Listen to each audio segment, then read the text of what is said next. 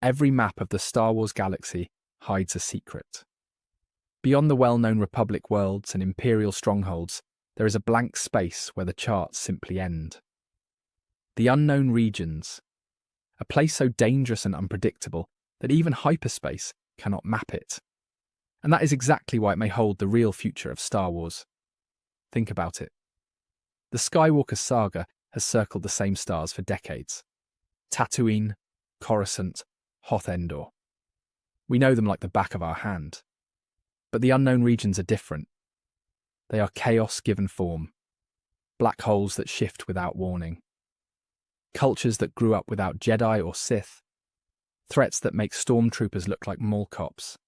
It is the side of the galaxy we have barely seen, and yet it might be the only part worth exploring next. The Chiss Ascendancy is the best glimpse we have. Thrawn's people built a civilization in the middle of this chaos and developed tactics so strange they shocked even the Empire. That is just one culture out of countless possibilities. Imagine how many more empires, philosophies, and Force traditions are waiting out there. It makes the known galaxy look like a small neighborhood by comparison. Even Palpatine understood the importance. He obsessed over the unknown regions, convinced that the real threats to his empire would come from beyond. He sent ships and agents to chart it. He even built the foundations of the First Order in its depths. That is how central it was to galactic destiny. And yet the films barely scratch the surface. And here is the kicker. The unknown regions are unpredictable, which means every new story set there could surprise us. No recycled planets, no endless cameos, just new frontiers and new dangers. That is exactly what Star Wars needs if it wants to feel alive again. In this video, we are going to explore why the unknown regions hold the real future of Star Wars, how they expand the galaxy in ways the Skywalker saga never could, and why the next great story is not behind us but waiting in the uncharted frontier ahead. When most people think of Star Wars, they think of Tatooine or Coruscant or maybe Naboo, places that are familiar, safe, and very much mapped out in the galaxy. But the truth is, the most interesting part of Star Wars is not the part we already know. It is the part we do not. The unknown regions are the final frontier of this universe. They are the wild space, beyond the borders where even hyperspace lanes fail, and where cartographers of the Republic simply stop drawing lines. And that blank space on the map makes it the most exciting territory for storytelling. The unknown regions are described as chaotic, dangerous, and unpredictable. Hyperspace routes there are unstable, full of shifting gravity wells and anomalies that make travel perilous. That means civilizations within it developed in isolation. Cultures could rise and fall without anyone in the Republic even noticing. This makes the area a goldmine for new factions to emerge. Imagine the freedom of creating an entire empire that no Jedi or Sith had ever encountered until now. That is the kind of freshness Star Wars desperately needs. The Chiss Ascendancy is the best example we have of this. Thrawn's people exist deep within the unknown regions, and their entire civilization developed separate from the Republic and the Empire. Their military tactics, their hierarchy, even their perspective on the Force known as Third Sight, are completely unique. It shows how different Star Wars can feel when we step outside the borders of the familiar galaxy. The Chiss prove that Star Wars has infinite room to expand. We just need the courage to go there. Another fascinating aspect is how dangerous the environment itself is. The unknown regions are not empty space. They are filled with black holes, supernova remnants, and bizarre cosmic phenomena that make navigation almost impossible. In Legends, entire fleets vanished trying to chart it. In canon, even Palpatine could only access parts of it because he relied on the Force to sense paths through the chaos. The region itself acts like a living obstacle. That gives it personality and makes it more than just a backdrop. It is an antagonist in its own right. And Palpatine's interest is no small detail. He secretly studied the unknown regions obsessively. He believed it held ancient secrets and perhaps even threats beyond the galaxy. That is why the Empire invested so heavily in exploration there, and why the First Order eventually emerged from its depths. The unknown regions were not just an afterthought. They were baked into the DNA of galactic politics. That untapped history is ripe for storytelling now. the First Order's rise proves the narrative potential. Instead of building in the ruins of the Empire within known space, they retreated into the chaos of the unknown regions. There they regrouped, rebuilt, and returned stronger than ever. That process could have been an incredible series or trilogy on its own. The story of how Imperial remnants braved cosmic storms, hostile civilizations, and mysterious threats to forge a new empire. It is one of the biggest missed opportunities in Star Wars. Legends also hinted at terrifying dangers beyond known space. The Yuuzhan Vong, for instance, came from outside the galaxy, entirely bringing biotech weapons and a complete rejection of the Force, as most beings understood it. While divisive, their introduction demonstrated the potential of telling stories that truly feel alien. Star Wars often feels stuck in its same loop of Empire versus Rebellion, but the unknown regions offer a way out of that cycle. They allow for threats and alliances that make the galaxy feel fresh again. The unknown regions also matter because of what they reveal about the limits of the Jedi and the Sith. Both orders acted as if they understood the Force better than anyone. Yet entire civilizations in the unknown regions practiced it in ways completely foreign to them. The Chiss use Skywalkers, young navigators gifted with precognition. The Grisk and insectoid species manipulate fear on a cultural scale. These approaches to the Force and to warfare show how narrow the Jedi-Sith conflict really was. The galaxy is bigger than their endless arguments. This is why the unknown regions are such a narrative goldmine. They allow storytellers to break free of the binary morality that has dominated Star Wars. In these uncharted systems, the Jedi are not known, the Sith are not feared. That vacuum creates space for whole new philosophies of power and balance. Imagine characters encountering Force traditions that view the Jedi Code as childish, or the Sith obsession with domination as primitive. That reframes everything we thought we knew. And that reframing's desperately needed because the main saga keeps circling the same drain. Empire versus rebellion, empire versus resistance. It feels smaller every time. The unknown regions offer an escape from that repetition. If the rebellion was David versus Goliath, the stories out here can be about civilizations clashing with no Skywalker safety net. That gives writers freedom to build something truly unpredictable. Another strength of the unknown regions is how they mirror real-world history. Frontiers have always been places of reinvention.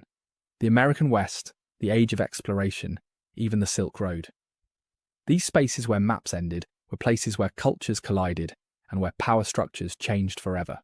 Star Wars has always borrowed from history. The unknown regions would allow it to borrow from the most dynamic chapters. The idea of competing empires and cultural exchanges beyond the Republic fits perfectly into that tradition. Thrawn himself demonstrates this perfectly. He's not motivated by cruelty or ambition like Palpatine. He's motivated by loyalty to his people in the Chiss ascendancy. That nuance challenges the idea that every powerful warlord must be evil for evil's sake. Instead, we see a man whose morality is shaped by the unknown regions. His patriotism, his strategies, and even his distrust of the wider galaxy all stem from a background completely alien to the Republic. That complexity could fuel entire sagas. The unknown regions also explain why the galaxy always feels incomplete. Every time a new trilogy tries to wrap things up, it ends with an unspoken question. What is out there beyond the edges of the map? That question lingers because the saga keeps pretending the known galaxy is the whole story. But it is not. It is just one piece. By leaning into the unknown regions, Star Wars could finally stop repeating itself and start expanding itself. The First Order proves this point again. Their rise was not just military. It was ideological. They embraced secrecy, resilience, and adaptability forged in the chaos of the frontier. That culture made them different from the old Empire, even if the films failed to explore it. But if you dig into canon novels, you find hints of how the unknown regions reshaped Imperial remnants into something new. That should have been front and center. What the unknown regions offer is unpredictability. In a galaxy where we know Coruscant will always be shiny and Tatooine will always be dusty, the frontier refuses to be pinned down. Each new world can be shocking, mysterious, and dangerous. That freshness is what keeps a franchise alive. And right now, Star Wars needs that freshness more than ever. The unknown regions are not just about new lore. They are about redefining what Star Wars can even be. Think about how every era of the saga has leaned on the same imagery. Desert planets, Jedi temples, Imperial fleets. But the unknown regions throw all of that out. They allow us to reinvent the visual language of the franchise. Imagine bioluminescent forests instead of Tatooine sands. Starships made of living tissue instead of metal hulls. Cities carved into asteroids lit by dying stars. This is where the franchise could stop recycling and start innovating. That innovation matters because audiences feel the fatigue. They have seen yet another Jedi in brown robes and yet another stormtrooper battalion. They want surprise, and surprise comes from unpredictability. The unknown regions are unpredictable by definition. Every new culture, every new environment can be a shock. That is how you recapture the magic of the original trilogy, which constantly surprised audiences with new ideas every film. Even thematically, the unknown regions allow for reinvention. Star Wars has always been about balance between light and dark. But what if entire civilizations reject that binary? What if they see the Force as something beyond morality, like a natural energy, to be bent in ways we cannot imagine? That opens philosophical doors that Jedi and Sith never touched. It would push the saga into deeper, more challenging territory without losing its sense of wonder. And let's not pretend the potential is not profitable.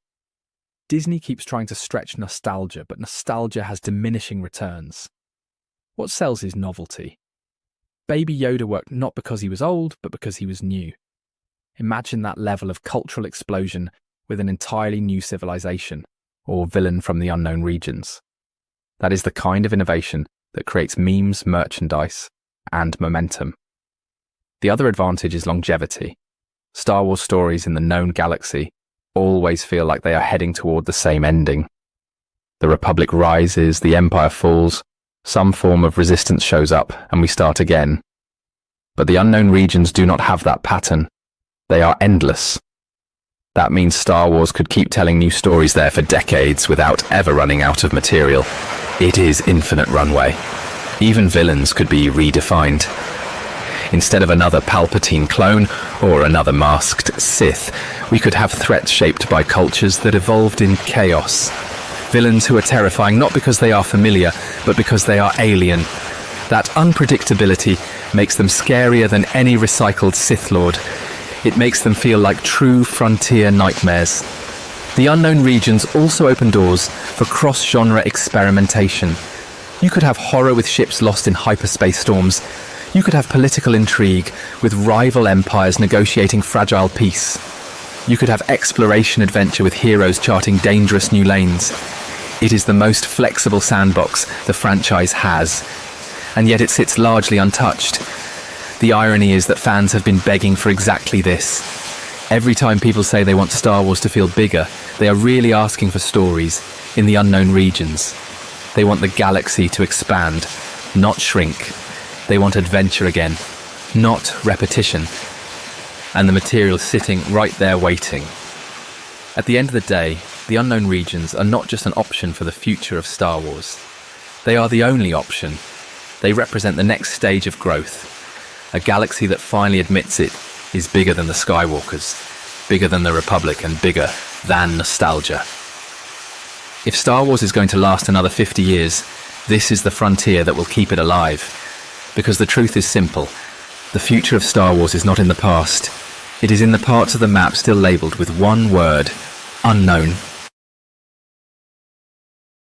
Thank you for watching. Be sure to like, subscribe, and hit that share button. My main channel is Critical Analysis Hub, where I post Star Wars content about the movies. My secondary channel is Critical Analysis Hub Plus, where I focus on the shows of Star Wars. And my third channel is Critical Analysis Hub XP, where I post comic books. Be sure to take a moment and check them out. Thanks, and may the Force be with you.